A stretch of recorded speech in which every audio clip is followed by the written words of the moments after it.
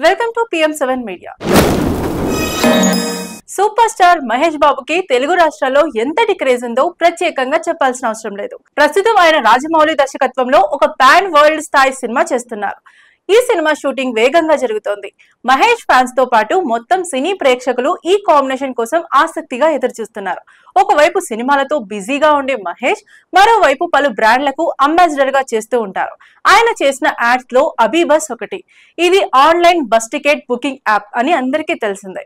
ఇటీవల అబీబస్ అధినేత సుధాకర్ ఇచ్చిన ఇంటర్వ్యూలో ఆసక్తికర విషయాన్ని బయటపెట్టారు.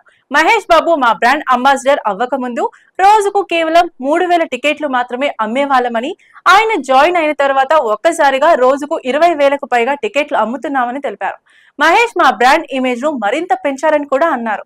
అందుకే మహేష్ బాబు ఎప్పటి నుంచో అబీబస్ కి బ్రాండ్ అంబాసిడర్ గా ఉన్నారు. ఇప్పటికీ ఆయనే ఆ బాధ్యతలు కొనసాగిస్తున్నారు. ఇదే మహేష్ ఇంపాక్ట్ అనాలి.